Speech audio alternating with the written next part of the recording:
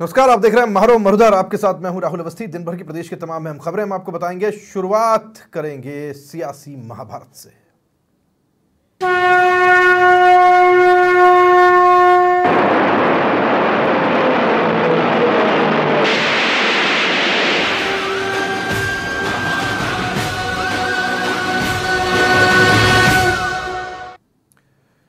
प्रदेश के 25 लोकसभा सीटों पर हुए मतदान के बाद बीजेपी नेताओं ने दूसरे राज्यों में चुनावी कमान संभाल रखी है, तो दूसरी तरफ इस चुनावी अभियान में प्रदेश बीजेपी की महिला नेत्रियां भी दमखम के साथ प्रवासी मतदाताओं को लुभाने में जुटी हुई हैं। लोकसभा चुनाव 2024 का रण, प्रवासी मतदाताओं पर प्रदेश भाजपा नेताओं की नजर। बीजेपी की महिला नेत्रियों ने झोंकी दूसरे राज्यों में ताकत। देश की राजधानी दिल्ली में संभाली कमान। दिल्ली में चुनावी प्रचार को महिला नेत्रियां दे रही धार। आधी आबादी और प्रवासी मतदाताओं पर खास फोकस। दिल्ली में पूर्वी राजस्थान के बड़ी तादाद में है प्रवासी मतदाता। राजस्थान में भले ही 2 चरणों में लोकसभा चुनाव संपन्न हुए हों, लेकिन प्रदेश के नेताओं की धाक अन्य राज्यों में भी खूब जमी है। यही वजह है कि मुख्यमंत्री भजनलाल शर्मा, प्रदेश अध्यक्ष सीपी जोशी सहित तमाम पार्टी के बड़े नेता अलग अलग राज्यों में चुनाव प्रचार को धार दे रहे हैं। इस चुनाव प्रचार अभियान में प्रदेश भाजपा की महिला नेत्रियां भी अपना पूरा दमखम दिखा रही हैं। देश की राजधानी दिल्ली की सभी 7 लोकसभा सीटों पर प्रदेश भाजपा की आधा दर्जन से ज्यादा महिला नेत्रियों ने कमान संभाल रखी है। महिला नेत्रियां नुक्कड़ मीटिंग, बूथ क्लस्टर बैठक, डाइनिंग रूम मीटिंग, संपर्क यात्रा समेत अलग अलग कार्यक्रमों के जरिए भाजपा प्रत्याशियों के समर्थन में चुनावी माहौल तैयार कर रही हैं।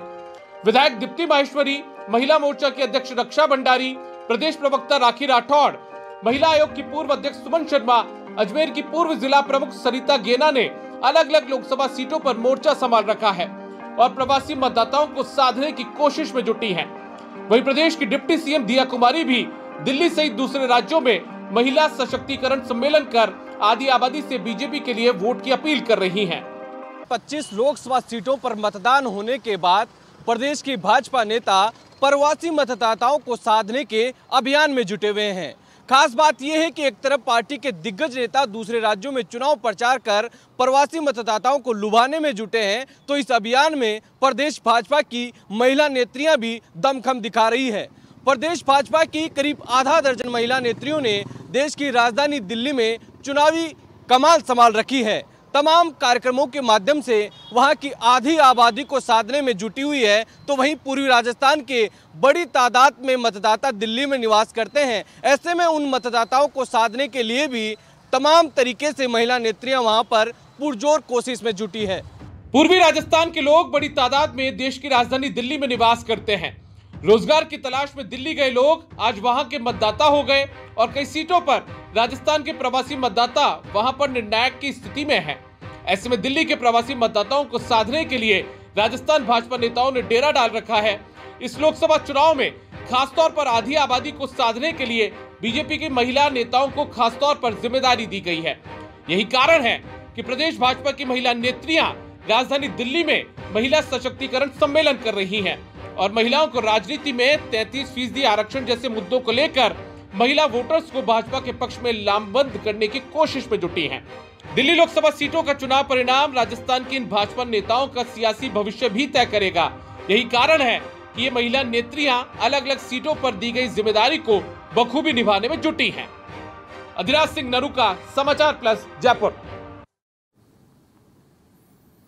राजस्थान की सभी 25 लोकसभा सीटों पर मतदान संपन्न होने के बाद में सूबे के मुखिया भजनलाल शर्मा न केवल दूसरे राज्यों में पहुंचकर बीजेपी के पक्ष में प्रवासी राजस्थानियों को साध रहे हैं, बल्कि प्रवासी राजस्थानियों को उनकी पैतृक मिल्कियत को महफूज रखने का भरोसा भी दिला रहे हैं। लोकसभा चुनाव के रण में राजस्थान में मतदान खत्म हुआ तो सूबे के मुखिया भजनलाल शर्मा ने देश के दूसरे राज्यों की ओर कूच कर लिया। पश्चिमी बंगाल से लेकर दिल्ली तो झारखंड से लेकर तेलंगाना तक उन्होंने नाप डाला और आखिर में वो पहुंचे आंध्र प्रदेश। इन राज्यों में पहुंचकर मुख्यमंत्री भजनलाल शर्मा ने जमकर पसीना बहाया और प्रवासी राजस्थानियों के बीच पहुंचकर उनको बीजेपी के पक्ष में मतदान करने की अपील भी की। प्रवासी राजस्थानियों के बीच पहुंचकर उनको मुख्यमंत्री ने अपनायत का एहसास भी दिलवाया और भरोसा भी दिया कि राजस्थान में उनकी अपनी पैतृक मिल्कियत महफूज रहेगी। आपकी वो हवेली, आपके गांव का वो मकान, आपका वो गांव का जमीन, और मैं ये भी कहना चाहता हूं, आपके गांव की जमीन, आपकी वो हवेली, आपका वो मकान राजस्थान में सुरक्षित रहे, किसी भी प्रकार से किसी का उस पर अतिक्रमण नहीं हो, इसके लिए भी मैं व्यवस्था कर रहा हूं। मैंने कहा है हमारे प्रवासी भाई हमको सूची बना के राज्य सरकार को दें।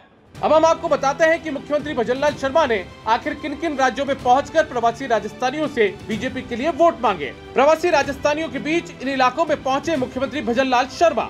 16 अप्रैल को गुजरात के बनासकांठा में जनसभा, 29 अप्रैल को पश्चिमी बंगाल के श्रीरामपुर में रोड शो, 30 अप्रैल को झारखंड के धनबाद में जनसभा और राजस्थानी सम्मेलन, 30 अप्रैल को रांची में राजस्थानी सम्मेलन, 1 मई को हजारीबाग में नामांकन सभा, 2 मई को दिल्ली में रोड शो, 5 मई को दिल्ली में जनसभा और सामाजिक सम्मेलन, 6 मई को तेलंगाना के सिकंदराबाद में प्रवासी सम्मेलन, 7 मई को पादापल्ली में जनसभा, 7 मई को जहीराबाद में जनसभा, 7 मई को हैदराबाद के बेगम बाजार में रोड शो और सम्मेलन, 8 मई को चवेल्ला में चाय पर चर्चा, 8 मई को मलकजगिरी में प्रवासी सम्मेलन, 9 मई को आंध्र प्रदेश में प्रवासी राजस्थानियों से संवाद। बहरहाल भजनलाल शर्मा ने भले ही सत्ता नई संभाली हो, लेकिन संगठन में काम करने का उनका लंबा अनुभव है। लिहाजा प्रवासी राजस्थानियों के बीच राजस्थान सरकार के मुखिया को भेजने का ये फैसला बीजेपी ने लिया है।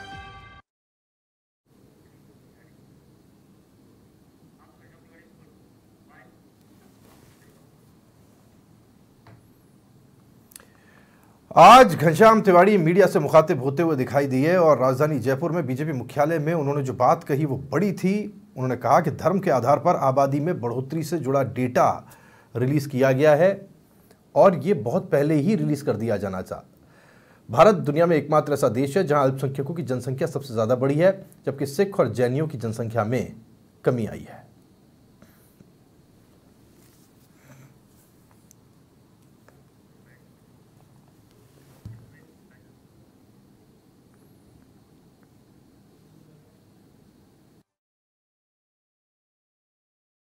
भारत एकमात्र दुनिया में ऐसा राष्ट्र है जिसमें अल्पसंख्यकों की जनसंख्या बढ़ी है।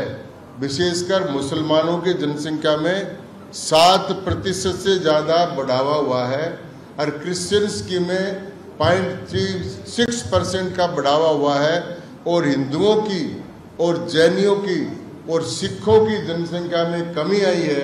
वो इस बात का प्रतीक है कि भारत में भौगोलिक रूप से भी जनसंख्या में बदलाव का प्रयत्न किया जा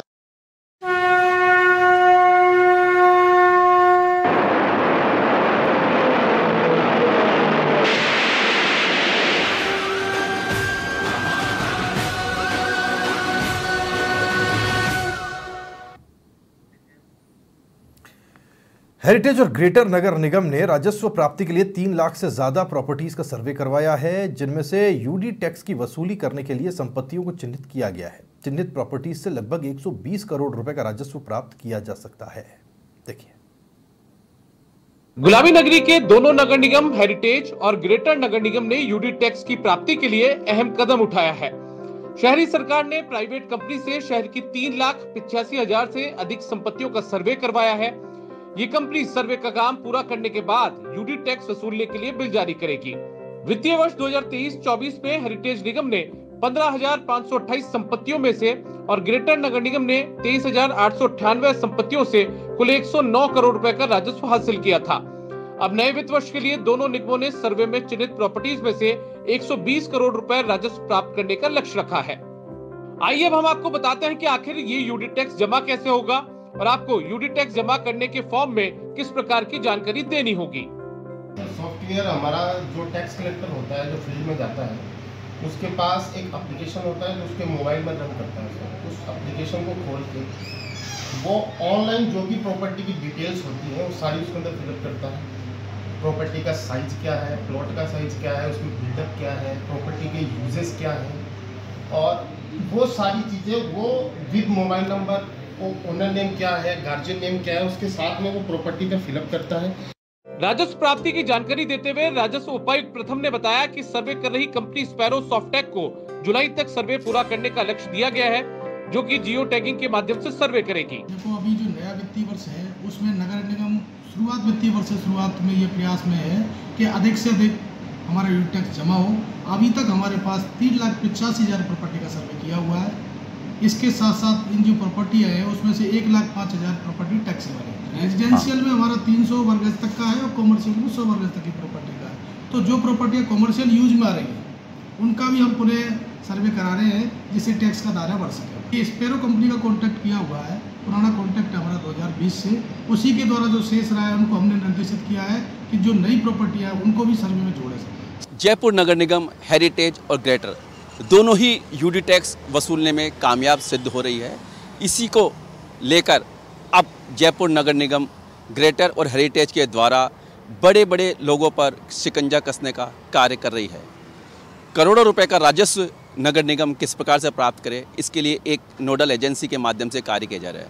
अब देखना होगा क्या नगर निगम हेरिटेज और ग्रेटर राजस्व प्राप्ति के लिए कोई कार्य ढंग से कर पाती है या नहीं, ये तो आने वाला वक्त ही बता पाएगा। कैमरामैन यासीन के साथ लीलाधर कुमार, समाचार प्लस, जयपुर। जयपुर से खबर है, चिकित्सा विभाग का विशेष निरीक्षण एवं जागरूकता अभियान आज से शुरू हुआ है। ACS से लेकर ब्लॉक स्तर तक के अधिकारी निरीक्षण कर रहे हैं। ACS शुभ्रा सिंह ने कहा कि मातृ एवं शिशु स्वास्थ्य समस्याओं और सेवाओं पर हमारा फोकस है।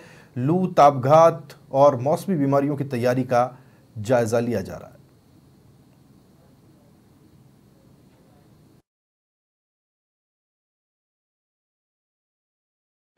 प्रदेश में कई तरह का काम चल रहा है। हमारी आशा, ANM, मेडिकल ऑफिसर्स, PMOs, पूरी टीम लगी हुई है। और सबसे पहले तो मैं आज जो हमारी 250 टीमें पूरे प्रदेश में हैं, तो मैं जो हमारे स्वास्थ्य के क्षेत्र में जितने भी लोग काम कर रहे हैं उनकी हौसला अफजाई के लिए ये टीमें हैं कि हम आपके साथ हैं। हम सिर्फ ऑफिसेज में नहीं बैठे हैं, हम आपके साथ कंधे से कंधा मिलाकर आपके साथ खड़े हैं। आपका जो भी काम हो रहा है, हो सकता है कि 90% अच्छा हो रहा हो और 10% उसमें कोई कमी हो, तो जो कमी है उसकी हम पूर्ति करने के लिए पहले आपको देखेंगे।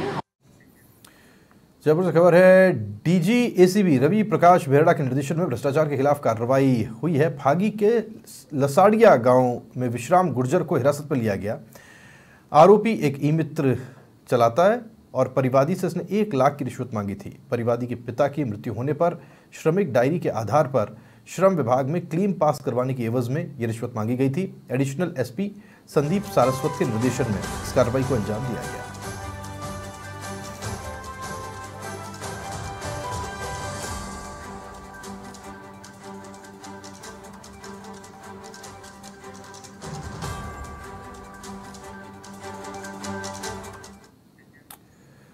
फर्जी NOC से ऑर्गन ट्रांसप्लांट मामले को लेकर आज RUHS के VC डॉक्टर सुधीर भंडारी का इस्तीफा मंजूर कर लिया गया। तो वहीं चिकित्सा विभाग भी इस मामले को लेकर काफी गंभीर है। चिकित्सा मंत्री गजेंद्र सिंह खेपसर ने बताया कि पिछली सरकार की छत्रछाया सुधीर भंडारी पर थी और इसके साथ ही मेडिकल डिपार्टमेंट में भी उनका खौफ था, लेकिन उन्होंने कहा कि ये चेन लंबी और आने वाले समय में इस चेन की कड़ी खुलेगी तो कई और खुलासे होंगे। ये जो जितने भी तथ्य हैं और जितने भी डॉक्यूमेंट्स हैं हमने माननीय राज्यपाल जी को हमने प्रस्तुत किए और माननीय राज्यपाल जी ने अपने उनका जो वो ऑलरेडी भंडारी जी जो है अपना इस्तीफा दे चुके थे, तो उनका इस्तीफा स्वीकार कर और एक अपने जो एक्टिंग जो है इंटरिम जो अपने VC है उसका अभी हम अगले 1-1.5-2 घंटे के अंदर हम फाइल्स के जरिए मुख्यमंत्री जी से भी बात हो गई। हम इसका जो भी क्विक एक्शन लेके आज इसको इशू को जो है इंटरिम VC का हम आज तय कर देंगे। देखिए ये एक बहुत बड़ी साजिश है और इसके अंदर जो है ये 2020 से ये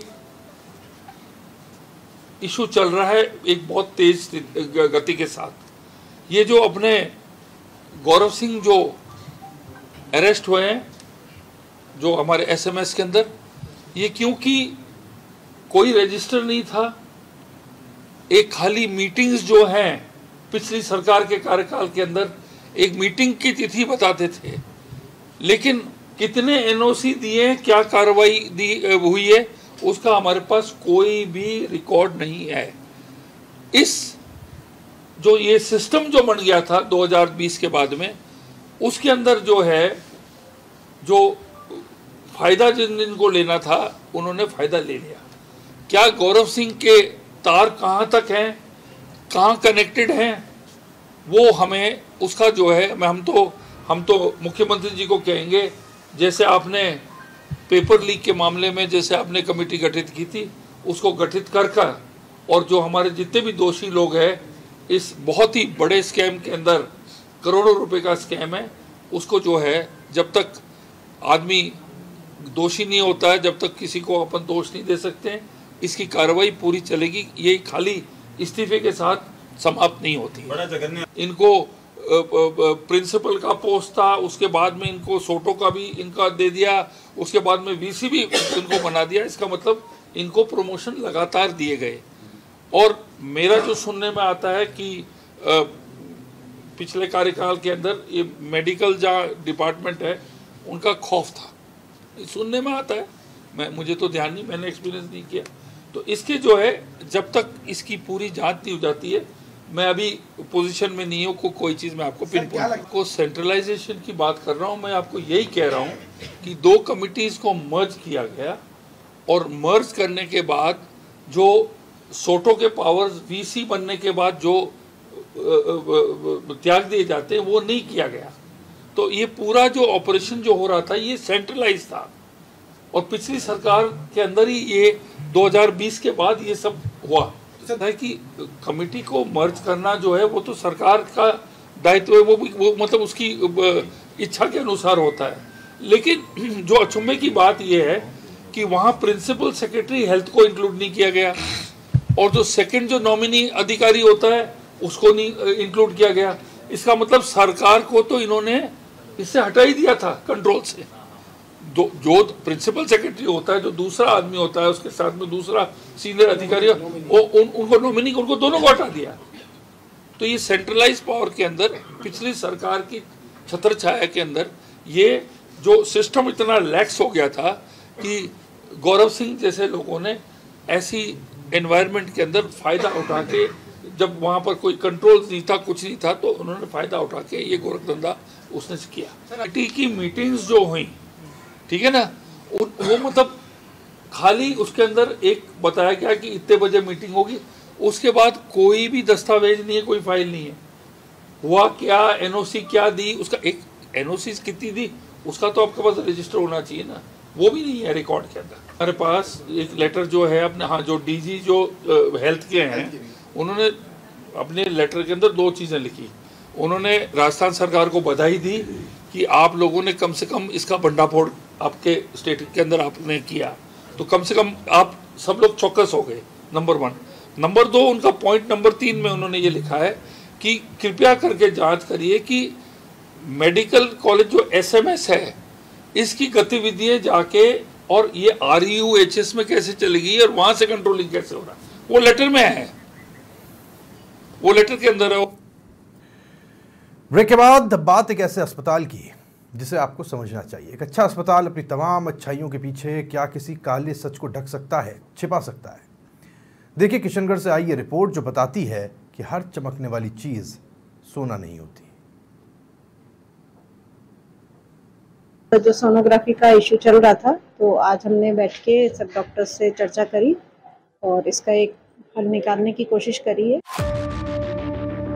हाँ, आज तो बैठक होनी ही थी, चर्चा भी होनी ही थी।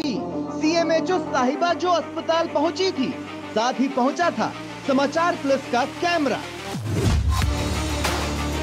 और साथ पहुंचा डर कि घर की बात बाहर चली गई तो कहां मुंह दिखाएंगे, कारण क्या बताएंगे। कैमरा सारी पोल खोल देगा, बात निकलेगी, दूर तक जाएगी, जयपुर पहुंच जाएगी। चिकित्सा मंत्री जी का कॉल आ गया तो क्या जवाब देंगे, क्योंकि कैमरा तो खाली कुर्सी दिखा रहा है। कैमरे में कैद आवाज बता रही है किसे यहां बैठना था और वो बैठा नहीं, तो क्या करें। क्या सोनोग्राफी नहीं हुई? नहीं, सोनो वो गायने वाली मैडम आएगी तब होगी ना स्टार्ट। वो तो प्रेग्नेंट लेडीज की है 9, 18, 27 का। तो अभी आज कितनी हो गई? आज अभी वो मैडम आएंगे तो स्टार्ट कर देंगे। मैडम वो गायने वाला है तो वो सारे परेशान हो रहे हैं। ये तो हाल है अजमेर के किशनगढ़ के राजकीय जिला यज्ञ नारायण अस्पताल के, जहां चल रहा है पोपा बाई का राज। अस्पताल का कमाल ये है कि कभी कलेक्टर आते हैं, कभी एसडीएम, कभी सीएमएचओ निरीक्षण कर दिशा निर्देश दे चले जाते हैं, पर मजाल है कि समाधान यहां आ पाए।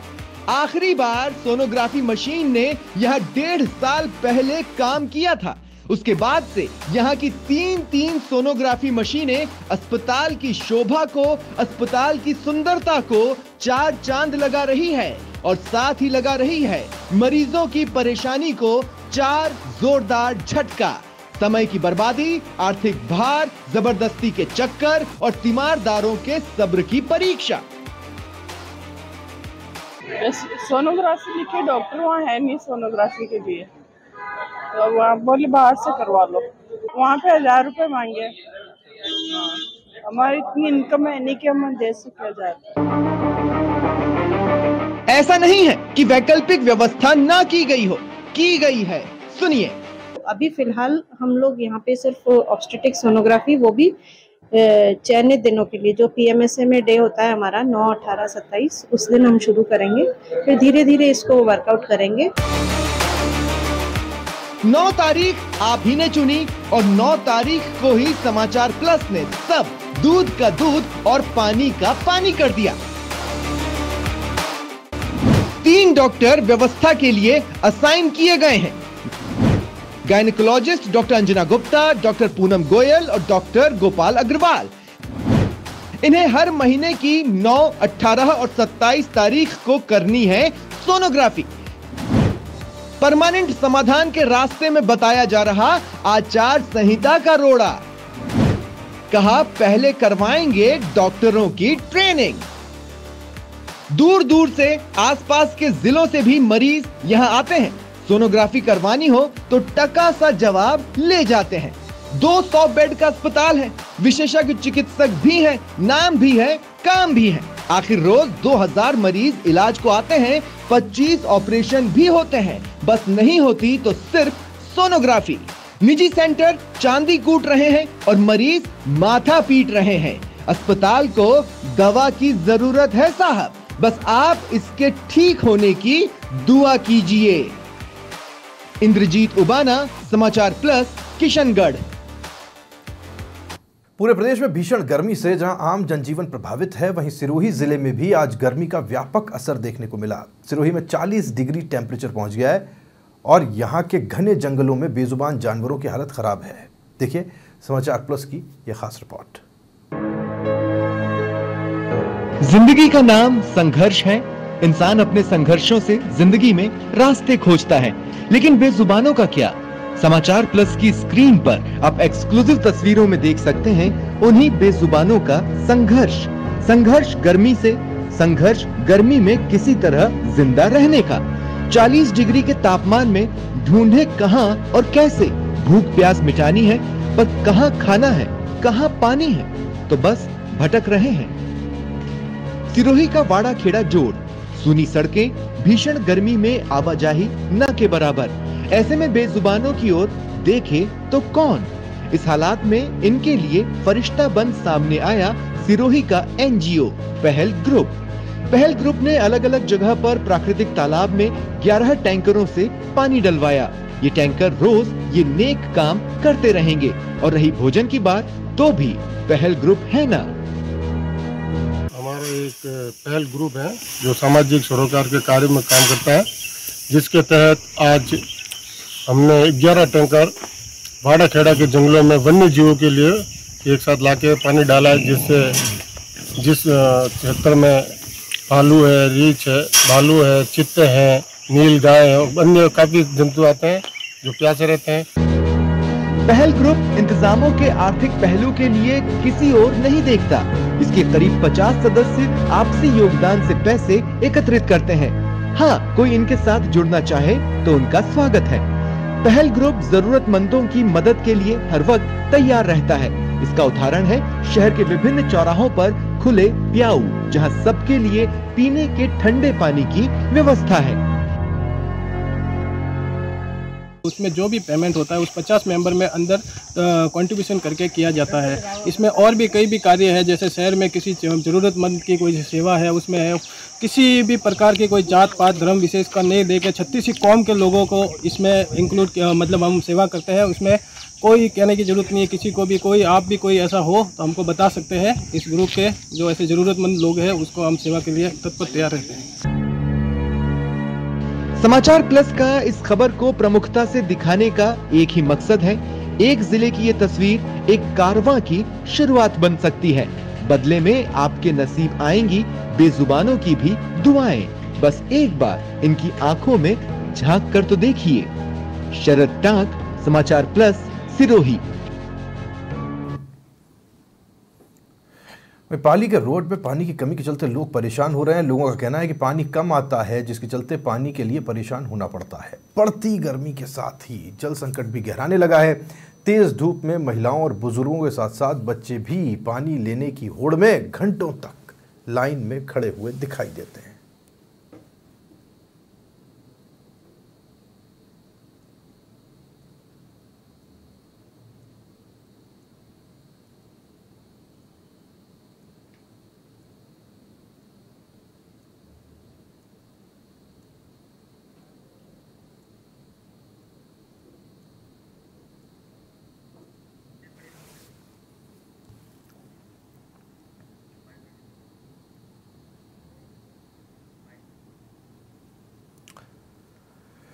और धौलपुर से इस वक्त की बड़ी खबर मिल रही है। राजाखेड़ा से जानकारी मिल रही है, जहां विद्युत विभाग की बड़ी लापरवाही सामने आई है। बिजली के तार से टच होने से बच्ची का हाथ कट गया है।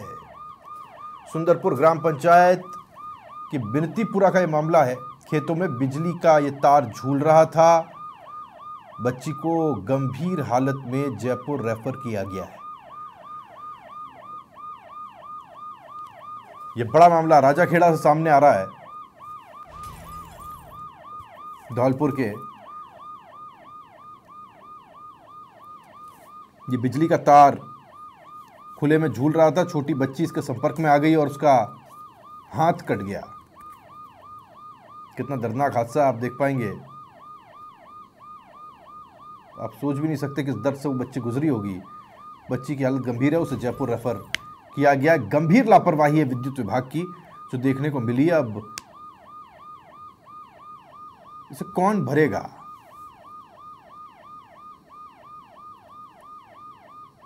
बच्ची का पूरा हाथ ही कट के अलग हो गया। और खेतों में इस तरह से तार झूलते हुए आपको कई जगह दिख जाएंगे। और कितना बड़ा हादसा हुआ है, बेहद दुखद हादसा है। बच्ची की हालत गंभीर है, उसे जयपुर इलाज के लिए भेजा गया है।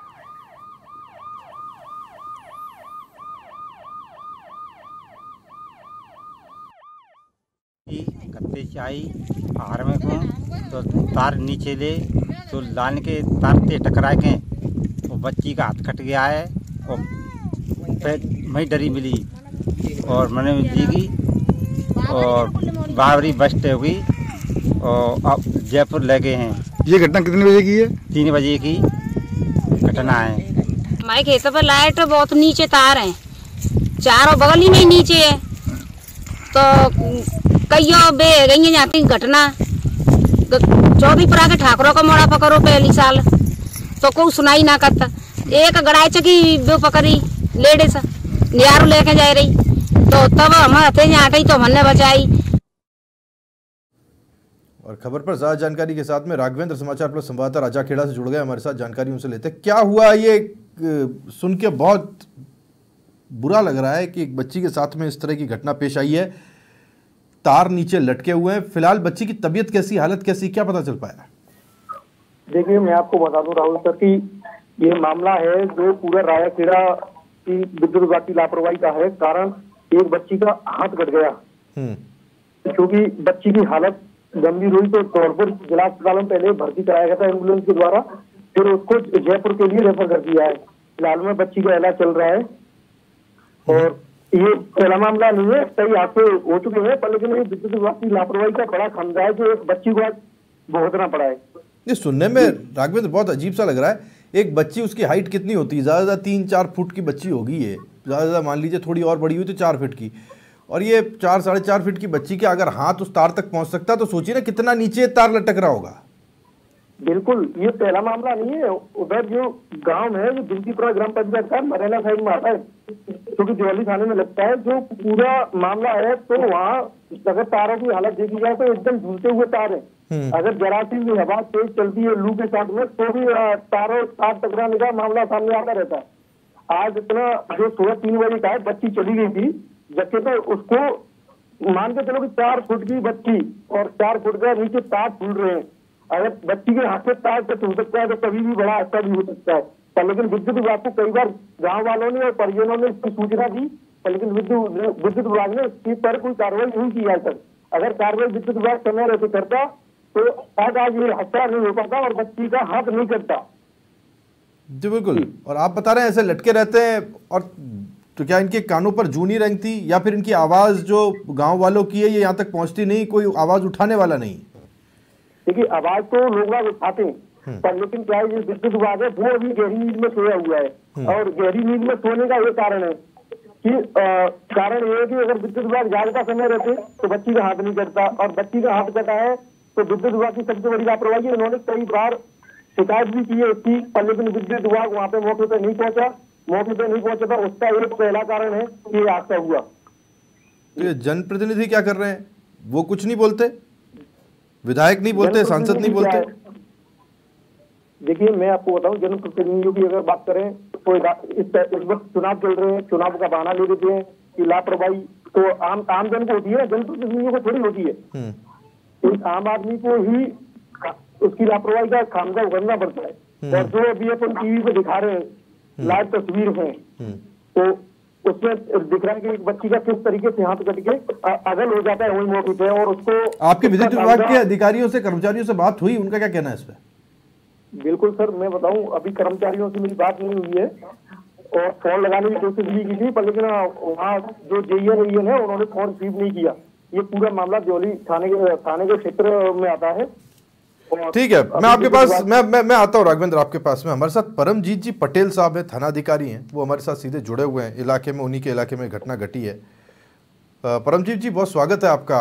लेकिन ये खबर स्वागत जैसी है नहीं, बहुत दुख हो रहा है जब इस खबर को हम बता रहे हैं। एक छोटी सी बच्ची है, उसका हाथ कट गया क्योंकि वो तारों को छू गया। हमें तो जान के आश्चर्य हो रहा है पटेल साहब कि एक तार इतना नीचे है कि 4.5 फीट की, 4 फीट की या 3-3.5 फीट की बच्ची उस तार को छू ले। अब आप सोचिए कितना नीचे तार होगा। जी, इसकी जांच करनी रिपोर्ट दी है उसके पिता ने, होली ने। हाँ, उस पर रिपोर्ट पर अपन ने प्रकरण दर्ज कर लिया और जो आगे विधि सम्मत कार्रवाई है वो कर रहे हैं। इसमें कौन जिम्मेदार मानते हैं आप पटेल साहब? विधि सम्मत तो हम कार्रवाई करेंगे, लेकिन इसके लिए रिस्पॉन्सिबल कौन है? आप किसके खिलाफ कार्रवाई करेंगे? अब ये देखना पड़ेगा कि टेक्निकल रूप से वो था या लापरवाही की वजह से नीचे था, वो सारे एंगलों से हम जांच कर रहे हैं। क्योंकि मैं आपको एक चीज़ बताता हूँ बड़ी जिम्मेदारी से परमजीत जी, कि हम लोग जब इसको इन्वेस्टिगेट कर रहे हैं, जो हमने अपने स्तर पे करने की कोशिश की, हमारे जो लोकल संवाददाता है उनके स्तर से, तो ये पता चला ये एक तार नहीं है। आप अगर इसको छानबीन करेंगे तो आपको पता चलेगा पूरे इलाके में तार ऐसे ही नीचे लटके हुए हैं।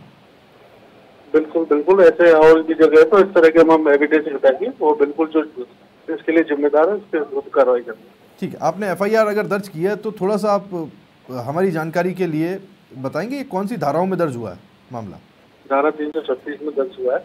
हाँ हाँ, और किसके खिलाफ? कोई नामजद नहीं? बिजली विभाग के खिलाफ। ठीक है।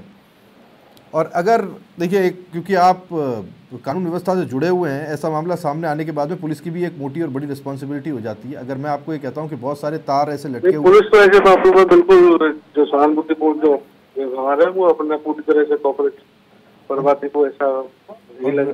हम आपसे ये निवेदन करेंगे साहब कि ऐसे जहाँ अगर और भी तार लटके हुए हैं तो आप बिजली विभाग को थोड़ा सा बिल्कुल हम उसकी पूरी जांच करेंगे। आसपास भी ऐसा है कोई, जिससे आगे इस प्रकार कोई घटना घटे। ठीक है परमजीत जी, बहुत शुक्रिया आपका हमसे बात करने के लिए। परमजीत पटेल साहब थानाधिकारी दिहोली के हमारे साथ जुड़े, और उनका कहना यह था कि जो भी विधि सम्मत कार्रवाई है वो की जाएगी। उनके हाथ की जो बात है वो करने की कोशिश करेंगे, लेकिन सवाल ये कि जिसका हाथ चला गया वो क्या करे। अब यहाँ बिजली विभाग के खिलाफ कार्रवाई की बात हो रही है, लेकिन बिजली विभाग में कौन, क्या कोई चेहरा है, क्या कोई ऐसा स्पष्ट व्यक्ति है जिसको नामजद करके उसके खिलाफ कार्रवाई की जाए। ये घूमता रहेगा मामला और कोई व्यक्ति इसमें नामजद जब नहीं होगा तो फिर ये डिपार्टमेंट पे बात चली जाएगी, डिपार्टमेंट से ऊपर चली जाएगी, फिर खिंचता रहेगा, तार कैसे नीचे लटक गया, क्यों लटक गया। अब इसमें कई सारी बाधाएं आएंगी। ये गरीब आदमी क्या इतना केस लड़ पाएगा कि वो इस बात को साबित कर पाए कि उसके साथ क्या कुछ हुआ, और फिर क्या प्रोसिक्यूशन यानी कि पुलिस इतनी इंटरेस्ट लेगी इस पूरे के पूरे मामले में। ये बहुत सारी चीज़ें हैं जिसके बीच में पूरा मामला फंसा हुआ है।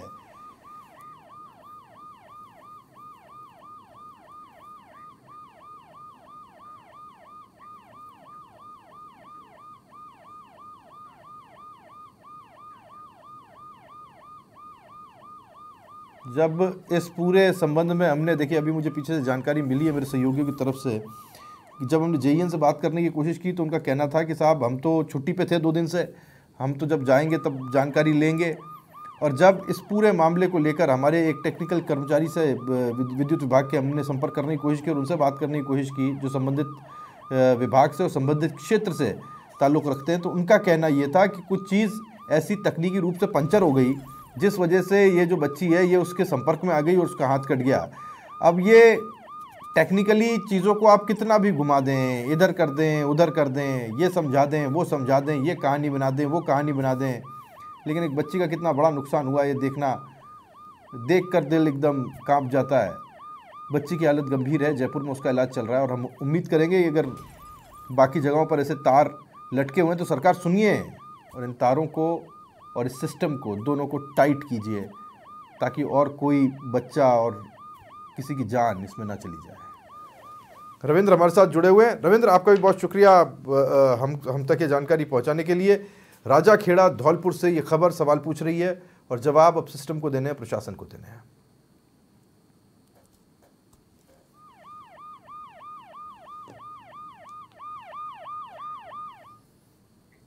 अलवर के रातिका कुआं और आटा वाली गली की महिलाएं कलेक्ट्रेट कार्यालय पहुंची। महिलाएं SDM बीना महावर से मिली और पानी की समस्या बताई। महिलाओं का कहना था कि मोहल्ले में पहले 3 दिन में पानी आता था, अब वो भी बंद हो गया है। समस्या इतनी बढ़ गई है कि बेटियों को छुट्टियों में घर तक नहीं बुला पा रहे।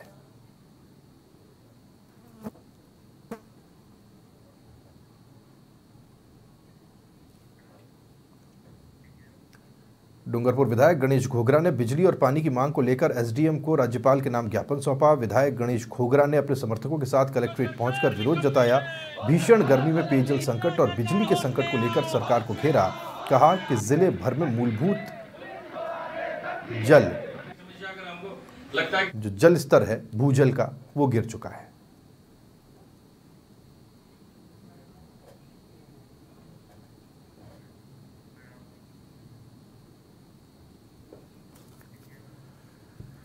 सीकर के दातारामगढ़ में सड़क निर्माण में अड़चन बन रहे स्थायी अतिक्रमण पर कार्रवाई करते हुए दातारामगढ़ नगर पालिका का पीला पंजा चला। नगर पालिका द्वारा सभी अतिक्रमण करने वाले लोगों को नोटिस जारी करने के बाद में पालिका प्रशासन ने कार्रवाई करते हुए सड़क के दोनों ओर दुकानों और मकान के बाहर स्थायी अतिक्रमण को हटाया।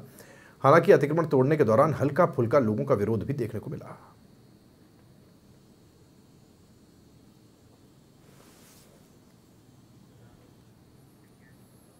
चूरू के सरदार शहर में पुलिस थाना क्षेत्र और भानीपुरा थाना क्षेत्र में बिना नंबर प्लेट शीशे पर काली फिल्म बुलेट बाइक से पटाखे फोड़ना, क्षमता से अधिक सवारी बैठाने वाले वाहन चालकों के खिलाफ पुलिस ने DSP अनिल कुमार माहेश्वरी और थानाधिकारी अरविंद कुमार भारद्वाज के नेतृत्व में 7 दिवसीय ऑपरेशन अनामिका अभियान शुरू किया है। इसके तहत यातायात पुलिस के हेड कांस्टेबल गणपत राम और कांस्टेबल नरेंद्र दहिया ने शहर के कच्चा बस स्टैंड, पुलिस थाना घंटाघर, रेलवे स्टेशन सहित विभिन्न स्थानों पर नियमों की अवहेलना करने वाले वाहन चालकों के खिलाफ चालान काटने की कार्रवाई की।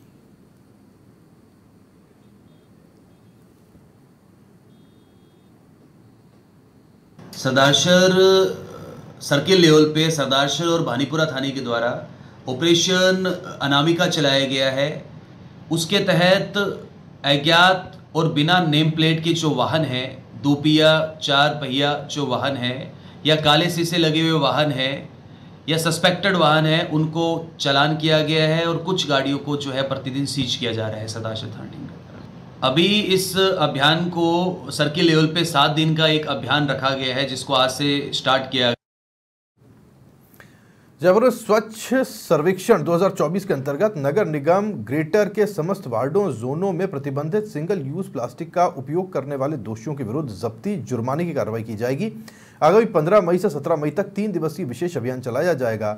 आयुक्त रुक्मणी रियाड ने बताया कि अभियान के प्रभारी अधिकारी जोन में पदस्थापित राजस्व अधिकारी होंगे, जो जोन एवं वार्ड में कार्यरत मुख्य सफाई निरीक्षक, वार्ड सफाई निरीक्षक के सहयोग और समन्वय के साथ कार्य करेंगे।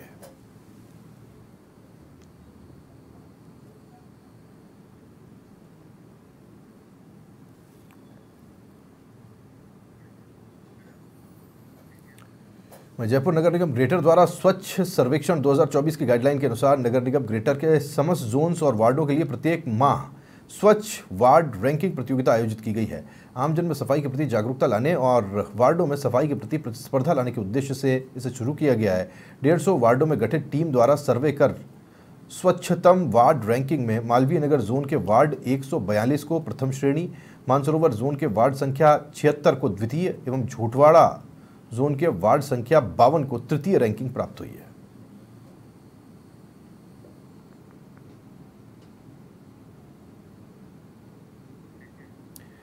झालावाड़ में गश्त और अवैध कार्यों की चेकिंग के दौरान भवानी मंडी पुलिस ने घटोत तिराहे से एक लोडिंग ऑटो में 3 बछड़ों को भरकर ले जाते हुए 2 गौवंश तस्करों को गिरफ्तार किया है। पुलिस ने रवि कुमार गौड़ और कल सिंह भूरिया को गिरफ्तार कर गौवंश को मुक्त करवाकर गौशाला भिजवाया।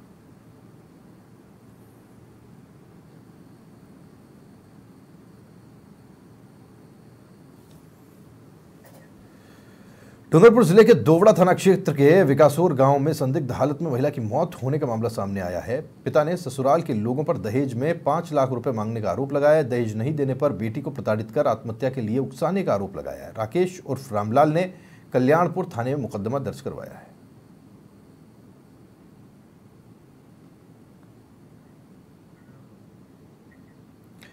जयपुर से खबर है, राजस्थान में चल रहे पीएम श्री विद्यालयों को प्राथमिकता के साथ उत्कृष्ट केंद्र के रूप में विकसित किया जाएगा। इसके लिए अभी से कार्य योजना बनाना शुरू कर दिया गया है। इसे लेकर 3 दिवसीय कार्यशाला का शुभारंभ हुआ। कार्यशाला में शिक्षा सचिव कृष्ण कुणाल ने कहा कि पीएम श्री स्कूलों में हर्बल गार्डन विकसित किए जाएं, साथ ही कैरियर काउंसलिंग पर ध्यान दिया जाए। उन्होंने बड़ी बात यह भी कही कि छात्र छात्राओं को व्यावसायिक शिक्षा दी जाए और उन्हें 12वीं कक्षा पास करने पर सर्टिफिकेट दिए जाएं, ताकि इधर उधर व्यवसाय के लिए उन्हें भटकना नहीं पड़े।